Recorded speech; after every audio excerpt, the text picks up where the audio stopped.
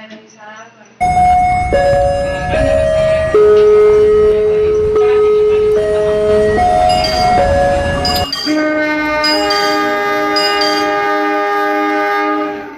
Perkenalkan ini saya teman saya yang pertama. Ya, silakan. Perkenalkan, nama saya Devtania Anggraini. Dan di sebelah sini Nama saya Ika. eh, sebagai informasi saja di sini ada saudari Ija yang berkuliah di Universitas Ahmad Dahlan Jakarta, dan di sebelah saya ini Devtania sebagai pekerja di suatu ekspedisi. Oke, kita mulai saja. Di sini saya kira mengenal teknologi itu sejak kapan sih, Mbak? Kalau saya mengenal teknologi itu sejak duduk di bangku SMP. Waktu itu Mbak Desta ini sedang ngapain waktu pertama kali mengenal teknologi? Namanya kita masuk ke sekolah baru ya. Waktu itu kebetulan pas pelajaran TIK juga. Terus dari sana kita kenal apa itu teknologi informasi dan komunikasi. Kalau lebih detailnya, sebenarnya pelajaran itu mengarah ke jaringan internet. Tapi sebelum itu hanya sebatas kenal apa itu HP dan fungsinya sebagai media telepon dan SMS waktu itu. Jadi intinya seperti hanya mendapatkan materi dasarnya saja ya, Iya. materi dasar di mata pelajaran TIK. Kemudian untuk Mbak Ija, Aku dapat dari bukan dari SD malah, dari TK malah. dari TK, Iya. TK, Iya, itu komputer Pentium sebelum Windows. oh ya, Apa itu namanya? terus Nah, itu biasanya dia Pentium di situ. mungkin. Iya. Kalau misalnya untuk seperti Instan. sosial media atau sejenisnya, mungkin bisa pertama kali menggunakan sosial media aja, itu apa? Pertama kali menggunakan sosial media itu Facebook, itu zaman SMP juga. Zaman alay-alay nggak sih ya? Zaman-zaman alay Kamil, biasa. 4 kayak gitu kan. Itu yang apa, masih nemuin yang mengetik dengan angka 4 KU. Iya, iya. Apakah dulu seperti itu? Saya untungnya enggak. Untungnya nggak memakai. Waktu pertama kali Facebook itu, apa yang dirasakan pertama kali menggunakan Facebook? Puasa itu ya seneng juga karena di situ kita bisa lebih tahu dunia luar, maksudnya bisa kenal orang-orang dari luar lingkungan kita, terus tahu hal-hal baru dari situ, informasi-informasi baru dari situ. Ya, walaupun isinya hampir sebagian besar orang-orang alay, ya itulah namanya. Kalau untuk Mbak Ica sendiri, sosial media Sosial media pertama kali gue aktif itu waktu SMP. Itu pun juga nggak aktif banget sih, tapi gue udah main ini ya. Terus kalau Instagram baru kuliah ini agak lambat gitu. apa sih, sebenarnya saya pun mengenal teknologi itu di SMP kelas 3 ya. SMP kelas 3 itu saya baru mendapatkan HP. SMP kelas 3 baru mendapatkan HP, itu pun Iya, wajib banget ya. itu pun nggak ada aplikasi apapun, yang ada cuma aplikasi Facebook. Baru saya nggak main Facebook. Kedua cuma fitur SMS. Nah, itu saya pertama kali menggunakan fitur SMS itu tadi. Sama lah. Ya walaupun bisa dibilang terlambat, ya nggak terlambat banget, soalnya itu kan di usia SMP, umur sekitar 10 sampai 11 tahun, terus sampai sekitaran umur 14 tahun lah. Iya. Itu kan kalau bisa kita tanpa HP dulu kalau bisa, tapi kalau misalnya emang dituntut untuk menggunakan HP seperti sekarang, menggunakan laptop untuk kuliah online, itu ya sah-sah aja, yang penting tahu bahasanya gitu. Terus kalau untuk Mbak Desta, dampaknya apa sih waktu pertama kali menggunakan teknologi itu untuk memberikan informasi ke orang lain? Dampak baiknya menggunakan teknologi Positif dan maksudnya. Kalau untuk dampak positifnya jelas kita pertama nambah relasi ke teman-teman yang jauh, terus lebih cepat dapat informasi karena penyebaran informasi di media sosial kita tahu sendiri lebih cepat daripada secara langsung. Terus dari situ kita bisa dapat hal-hal baru maksudnya pelajaran-pelajaran yang mungkin kita nggak dapat di kehidupan sehari-hari. Oh iya, ditambahkan soalnya kita nggak perlu harus kemana-mana, maksudnya kita nggak harus pergi ke misalnya Candi Prambanan untuk mengetahui Candi Prambanan. Sekarang dari situ kita udah mengetahui kan, oh ada Candi Prambanan di sini, gambarnya pun waktu itu sudah jelas ya gambar, udah ada gambarnya, udah dilengkapi dengan video juga. Untuk kehidupan sehari-hari juga misalnya, misalnya ada informasi apa yang informasi positif lah. Kalau di Prambanan ini kan ada namanya Prambanan Community, itu yang bersifat kemanusiaan itu. Terus kalau Mbak Ica sendiri dampak positif negatifnya ya, kalau menurut gua itu dampak positifnya itu ini ya, selain kita menambah pengetahuan baru kan, itu kan ada aplikasi-aplikasi tertentu yang sebenarnya belum pernah ada ya. Ada Instagram, Facebook, dia udah ngeluarin brand ambasadornya. Nah, dampak positifnya berarti kita juga apa ya, istilahnya menambah pengetahuan kayak gitu. Selain menambah informasi, relasi, terus dampak negatifnya sendiri ya ada lah informasi tertentu yang harus dibatasi kayak itu porno kayak gitu kan, terus hal-hal yang di luar dari apa ya, di luar dari konteks apa yang namanya sex education kayak gitu. Terus ada beberapa hacker gitu kan. Ya, tapi itu juga menambah pengetahuan sih. Dampak positif dan negatifnya itu ada sedikit gitu. Kalau untuk Budista tadi, untuk dampak negatifnya, mungkin kalau dampak positifnya tadi lebih dapat mendapatkan ilmu, relasi, pengetahuan dan pengalaman. Mungkin kalau untuk dampak negatifnya sendiri, kalau untuk dampak negatifnya, terutama untuk anak-anak ya, itu pasti nanti ketika sudah terlanjur kecanduan media sosial, nanti akan melupakan tugas utamanya sebagai anak-anak itu. Maksudnya belajar, terus bermain layaknya anak-anak seusianya. Jadi mereka tumbuh lebih cepat dari usianya. padahal itu kalau kita lihat-lihat sekarang sih bukan bukan anak-anak lagi. Iya sih, mukanya udah tua. Mungkin seperti saya, Cepet tua.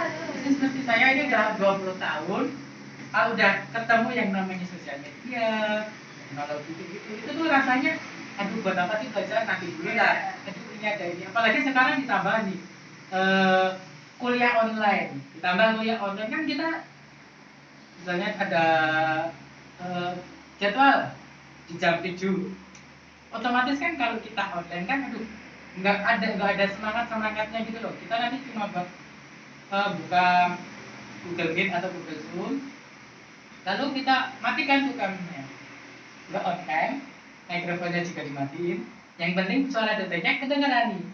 Ya kan, terus ditinggal lagi tidur, siap-siap lagi, padahal itu kan jam 7 pagi. Ya gimana ya walaupun itu nggak berguna banget untuk Merasa gak guna ada.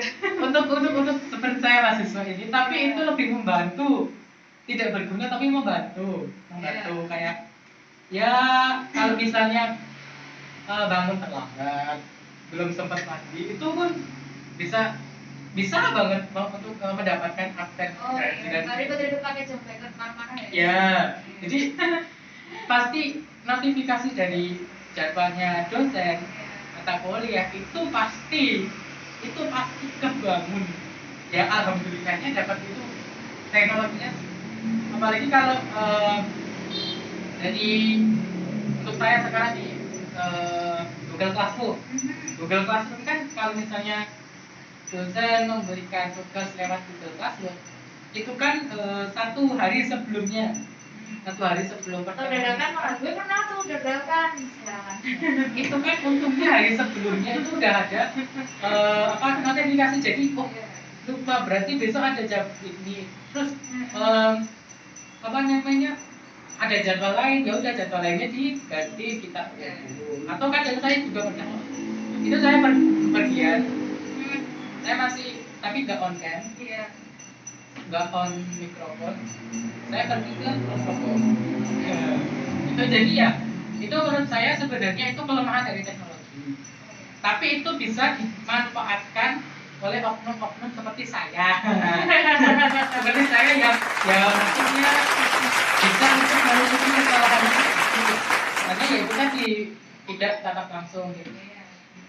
Nah dari ini tadi, kalau misalnya itu kan tadi dampaknya, itu kan menurut saya. Pengaruhnya apa sih? Pengaruhnya? Bisa sedikit gitu. Pengaruh untuk kedepannya. Iya, pengaruh untuk kedepannya. Kalau untuk pengaruh kedepannya, untuk pengaruh baiknya, jelas kita terbantu banget dengan adanya itu. Karena ya seperti yang saya bilang tadi, semuanya lebih cepat. Kalau untuk pengaruh buruknya, kalau kita nggak bisa pinter-pinter jaga diri, kayak internet itu jahat banget, jahat dalam artian banyak kasus penipuan lewat internet, banyak kasus penculikan lewat internet, banyak ajakan-ajakan hasutan lewat internet, fitnah dajjal. Pokoknya internet tuh kalau kita nggak bisa awas sama diri sendiri itu jahat banget. Karena saya sendiri pernah ngalamin penipuan lewat internet. Jadi dapat hadiah banyak itu ya. Bukan itu Mbak, jadi kayak teman saya, misal teman saya mau order barang. COD itu ya? Iya, tapi ternyata itu bukan orang itu, tapi orang lain yang pakai foto itu. Orang lain yang pakai foto teman saya. Itu kan merugikan saya, merugikan teman saya juga. Sedangkan kita nggak tahu yang pakai foto itu siapa, dari mana, dan buat apa selain buat nipu itu foto itu. Jadi kalau kita nggak bisa hati-hati, internet itu bahaya banget sebenarnya. Apalagi untuk balik lagi ke anak-anak ya. Anak-anak sekarang usia SD kelas 3, kelas 4 tahun kayaknya mereka lebih fasih pakai HP daripada belajar sesuai umur mereka. Maksudnya pertumbuhan sesuai umur mereka. Apalagi ditambah sekarang yang belum ngerti tulisan pun kadang-kadang udah bocah baru umur 6 tahun, 5 tahun itu kan belum mengenal tulisan. Itu pun udah bisa menggunakan internet. Apalagi sekarang ada fitur mikrofon.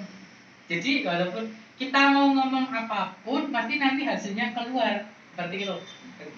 Soalnya itu saya pengalaman sendiri. Jadi kalau disuruh belajar tuh nggak mau.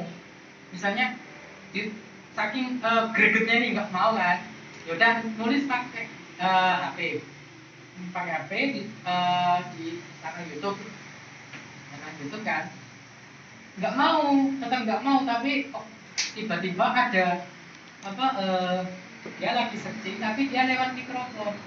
Jadi kalau misalnya Mas anak asuh ini belum mengerti dunia yang terlalu keras kan, maksudnya masih aman lah. Paling-paling kan masih gitu, nanti cuma kalau misalnya ngomong kan kayak ngomong seperti kereta api yang mereka kereta api, truk, transportasi lain, terus sama yang lagu-lagu itu kan, itu masih mungkin. Kalau misalnya udah dia bergaulnya udah sama orang yang lebih dewasa, mendengar apapun kan, kalau misalnya dia searching terus kan nanti juga bahaya juga. Iya, menghambat pertumbuhan yang seharusnya, malahan terus nanti terganggu juga dia kehidupannya di kehidupan nyata ini. Terus kalau misalnya Mbak Ica nih, apa pengaruhnya? Pengaruhnya tuh lebih ke ini, psikologi orang itu sendiri, kayak mental kurang, mental kurang, atau yang lain ya, tergantung orang masing-masing ya. Kalau tidak dibiasakan di diperingatkan, istilahnya kayak dipantau lah. Iya. Dipantau. Kalau nggak Tapi kalau orang tuanya juga pakai ya. ya itu susah sebenarnya. Kalau misalnya orang tuanya pakai, terus nanti anak-anaknya Lingkungan sekitar belum pakai. ditambah sekarang itu banyak sekali, bukan banyak sekali sekarang itu yang orang tuanya dengan mudahnya memberikan HP atau apapun ke anaknya dengan alasan supaya anaknya bisa diam. Ya walaupun itu bisa digunakan alasan, tapi menurut saya sih itu nggak terlalu nggak logis Ini gitu. apa namanya? Murid kelas 2 ya. Itu tuh dia tuh ini jelasin sama orang lain biar orang tuanya atau kakaknya. Katanya nggak sama kakaknya nggak kemana. Nah itu tadi. Padahal kakaknya lulusan Iya iya. Oke. Ada juga itu yang kalau misalnya dia belum siap, Iya. sepintar-pintar apapun, saya hebat apapun, dia belum tentu bisa mengajarkan sesuatu hal yang baik kepada anaknya. Itu sudah ada yang berbicara seperti itu. Walaupun sepintar-pintarnya apapun, kalau dia belum siap, dia tetap tidak bisa. Jadi mengulang yang tadi ini. Oke. Jadi menurut Mbak Desta tadi kan untuk teknologi ini sebenarnya kalau bisa dimanfaatkan dengan baik-baik, dengan cara wajarnya, internet itu digunakan seperti apa, itu justru malah menjadi membantu kita dalam apapun ya sebenarnya, mulai dari kita mencari mengakses materi, akses apapun namanya itu kalau misalnya sewajarnya pun itu malah bisa membantu kita. Cuma kalau misalnya kita tidak bisa membatasi diri kita, walaupun jangan nggak usah bilang anak kecil, walaupun dia udah berusia, tapi kalau dia tidak bisa membatasi dirinya, dia akan terjerumus juga dengan teknologi itu tadi, yang dan nantinya apa namanya, teknologi lah yang menguasai kita gitu. Dijajah lah istilahnya ya. Iya, kita berjajah sama teknologi. Oke, terima kasih dalam bincang-bincang yang singkat ini. Di sini saya dengan ditemani oleh Destania dan juga Ica. Cukup segini saja bincang-bincang dan sharing-sharing kita tentang teknologi informasi dan komunikasi. Semoga apa yang kita sampaikan benar dan bisa diikutkan